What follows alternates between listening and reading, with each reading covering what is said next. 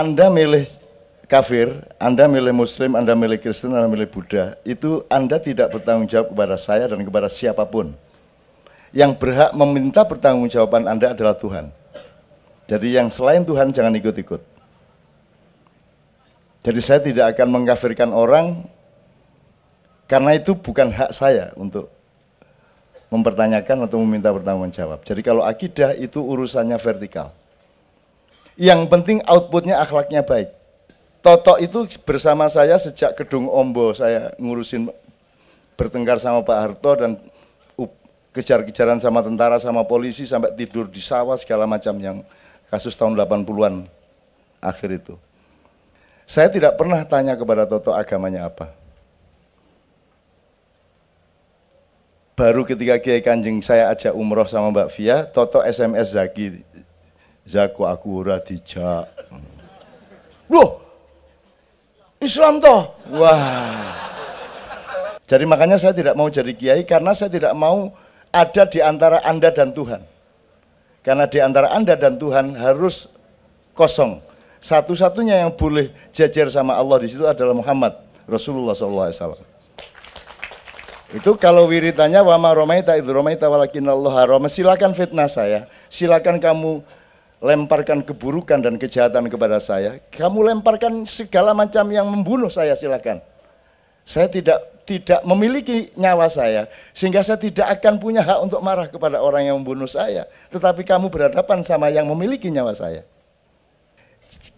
Kamu pikir ini pemusik? Bukan, mereka orang yang berani mati untuk membuktikan bahwa Allah bertanggung jawab dan sayang kepada orang yang cinta kepadanya. Sabrang itu sekarang mulai merasakan anak saya itu. Sudah nangis di depan saya. Ini Leto ini kelihatannya sudah kena sawapnya Kiai Kanjeng. Karena dia juga tidak mau, karena kita ini tidak mau, kita ngomong martabat ya, kita tidak pernah mengajukan proposal. Ina, saya tambahin Ina, supaya sambil menjelaskan sambil kita dapat ilmu ya. Jadi Kiai Kanjeng ini, teman-teman sekalian, beberapa kali sudah membubarkan diri. Sudah membubarkan diri. Dan itu kita ndak eman, bubar ndak masalah. Urip gak masalah, mati gak masalah. Itu saya kasih latar belakang dulu nanti sambil mempertegas apa yang Ina katakan. Jadi di Kiai Kanjeng itu ukuran pertama akhlak. Di Kiai Kanjeng tidak ada rekrutmen, tidak ada pemecatan. Ya, tidak ada narik orang masuk dan tidak ada nyuruh orang keluar. Belum pernah dan tidak akan pernah. Jadi semuanya alamiah berdasarkan interaksi murninya hati mereka dan bersatunya gelombang pikiran mereka. Pelanggaran nomor 1 akhlak. Akhlak itu bisa soal perilaku pribadi, bisa soal menyalahi komitmen segala macam ya. Sebelumnya saya jelaskan dulu. Kenapa bukan akidah nomor 1? Kok akhlak? Jadi mestinya kan akidah, akhlak, martabat. Jadi hitungan Kiai Kanjeng nomor 2 martabat.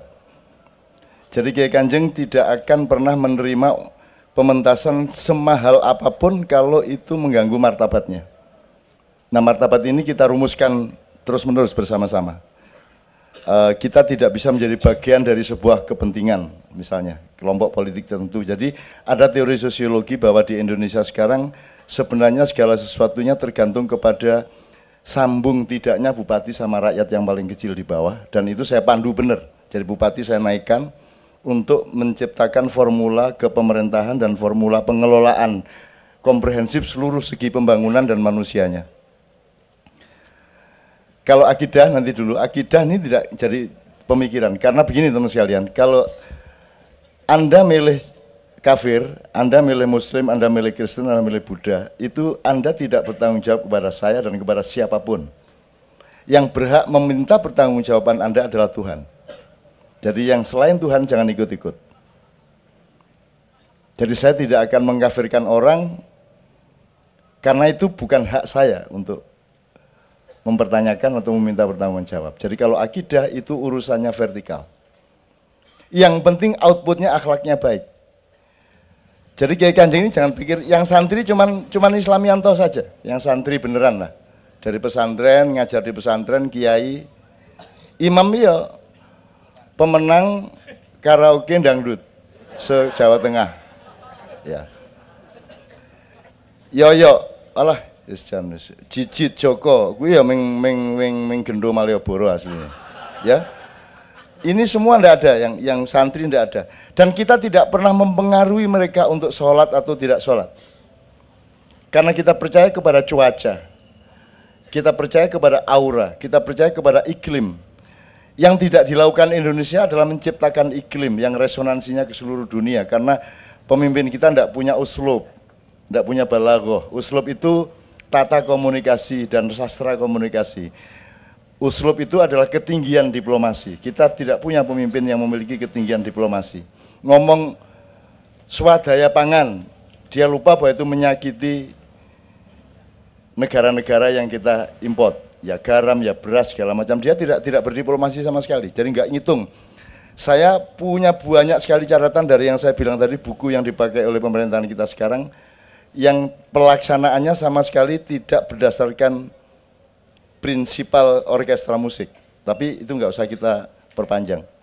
Saya kembali ke Kiai Kanjeng. Jadi saya tidak tanya, Pak Is, Toto itu bersama saya sejak Kedung Ombo, saya ngurusin bertengkar sama Pak Harto dan kejar-kejaran sama tentara, sama polisi, sampai tidur di sawah segala macam yang kasus tahun 80-an akhir itu. Saya tidak pernah tanya kepada Toto agamanya apa. Baru ketika Kiai Kanjeng saya ajak umroh sama Mbak Via, Toto SMS Zaki, Zaku aku ora dijak. Loh, Islam toh? Wah.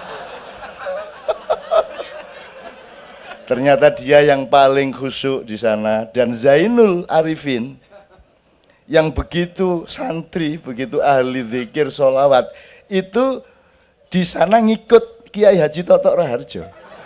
Coba gue. Jadi menentukan tawaf wis ping pira itu ngikut Toto. Dan yang nangis pertama melihat Ka'bah Toto, gue absurd tenan.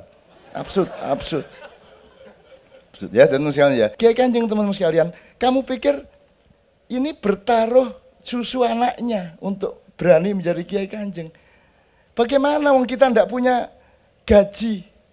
Mereka punya anak jijit 6, anak 5 jijit. 5 apa 6? Oh 4. Oh sing loro duyul ya. Ya.